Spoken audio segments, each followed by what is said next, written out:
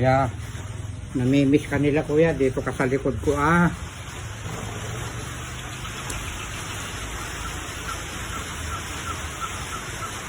Oh, dito ka Dito. Dito ka. Makikita ka ng mga letter B na walang pagmamahal sa pusa.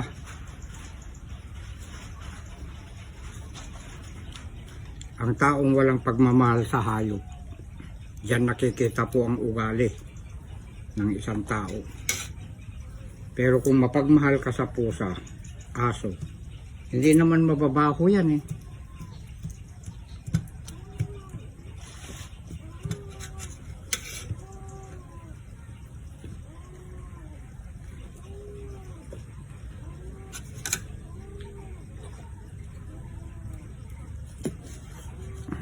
Hindi ko alam kung anong isda ito Bakit kaya? Basta't mga baser, parang yung mga nakikita ko, yung mga vlogger ng mga sikat, nandoon sila, parang wala nang naging tama ang mga vlogger. Yung mga baser na ang mga puro tama. Dito ka.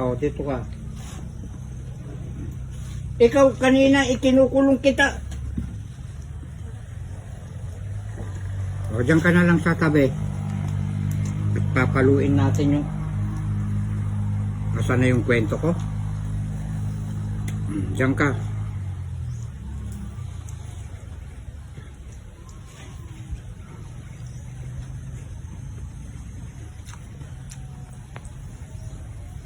Mababango kayang pusa.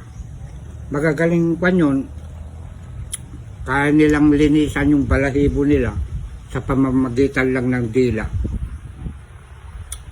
Dinidilaan nila. Pero pagkatag-araw, pinapaliguan ko sila.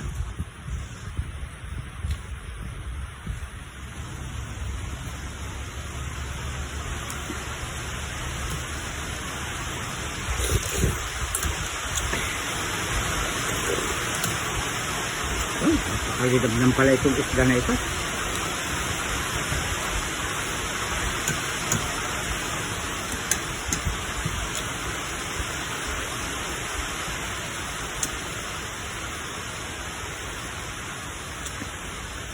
Pagkainin ko nga ng laman-laman si kuya. Ayan tignan nyo mga baser. Konti-konti lang daw binibigay ko. Pero pagkatapos kong kumain, may nakalaan na ulam nila, hati-hati sila. Tapos bago ako umuwi sa hapon, binubusog ko yan. Meron pa silang cat food.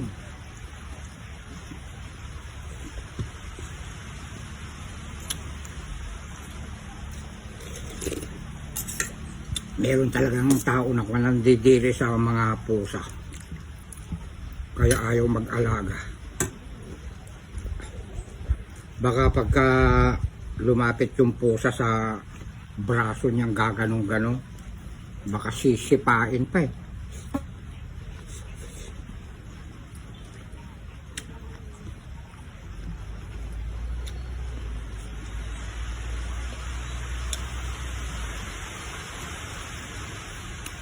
Pinost ko na yung yung tanim ko 2 yung sa lote ko. 7 ang lote ko ron, mga letter B. May nagko-comment, squatter daw ako. Malapit ko nang mahulugan, awat ko ng Diyos. Aalis na ako dito. Papaalam na ako, gagawa ako ng kubo-kubo. Kubo-kubo lang. Meron lang silid. Tulugan okay na. Yung mga lote na yun, para sa mga anak ko. Kasi 68 ko na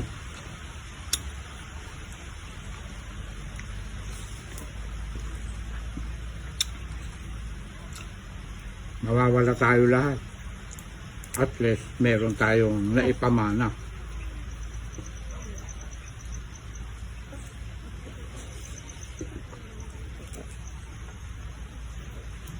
Mahanga pala ito.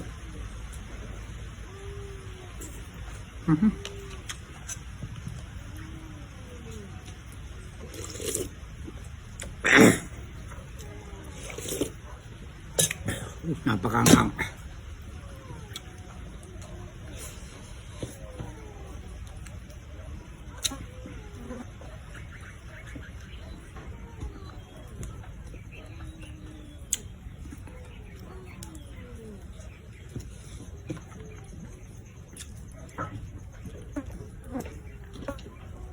Ito na yung ano, tahong.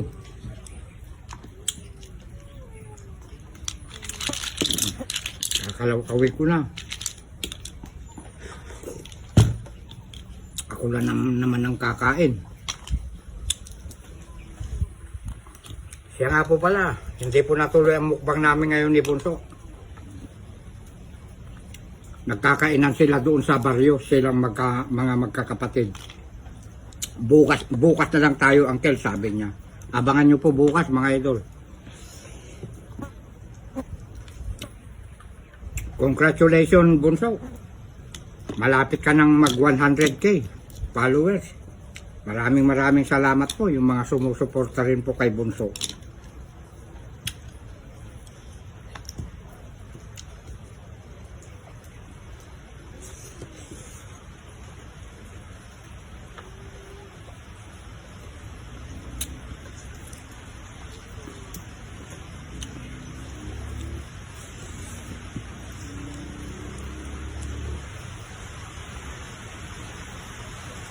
Isdang dagat ito. Ito, tilapia, isdang tabang.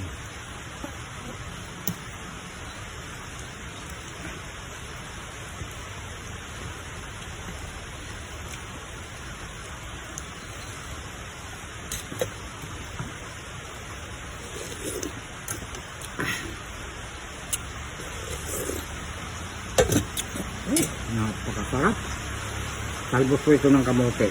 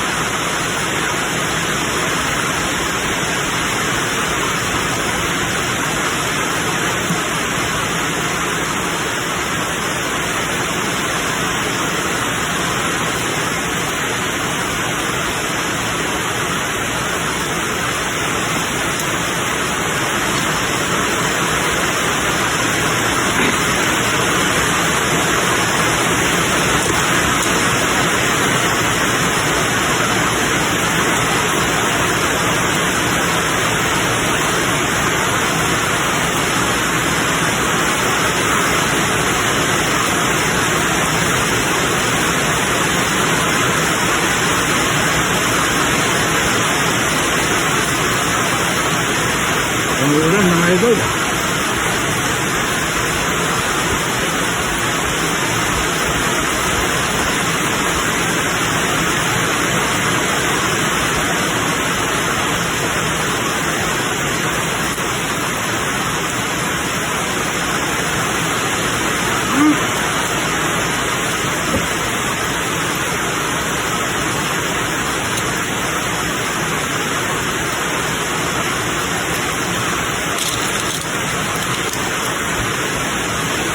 Ikaw ang tigas ng ulo mo. Pinakain ko kayo si Kuya ang hindi ganong butok at pinaaway nyo.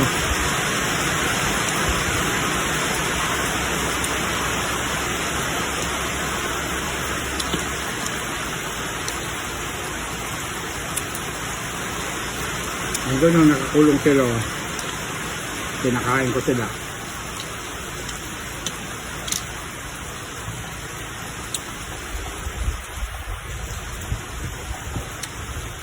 cat food at saka kwan. Buntot ng bangus.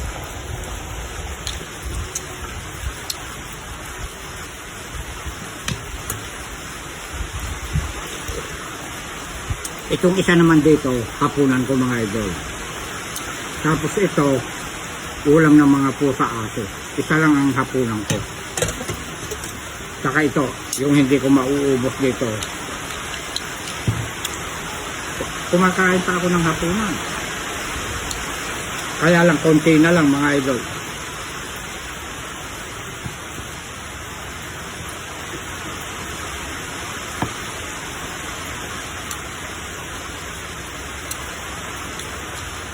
Inuulit ko ang mga baser ha. Ito ang lote ko ron. Hindi ako squatter. Understand?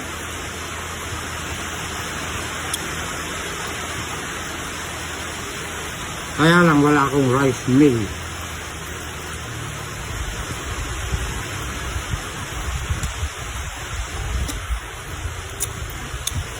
Pagsigawan ko na para yung mga sobrang inggit eh. Wala nang ika-inggit. May nagko-comment eh. Ano naman dapat ika-inggit? Eh bakit lagi kang nagko-comment ng kwan? Pang-iinggit, pang-iinsulto.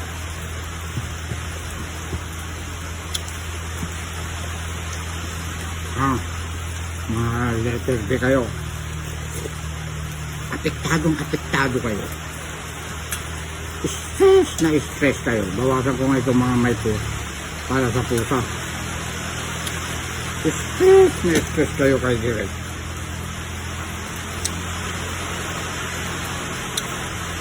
Meron pa pagkahaba-haba ang sulat.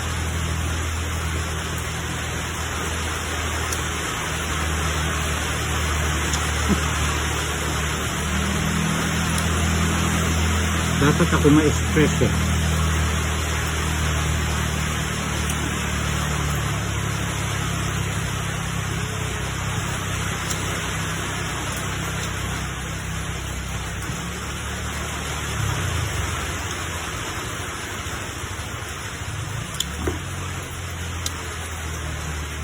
Nalimutan ko nilagyan ng panutada.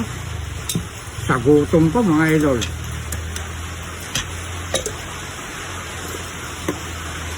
Sa gutom ko, saka nanermo na ko.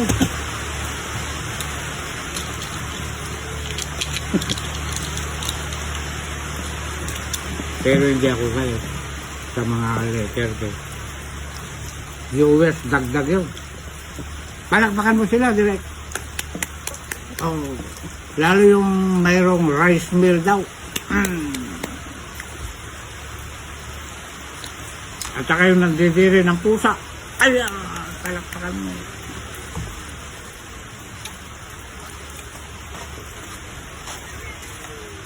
Ang saya-saya. Bye-bye.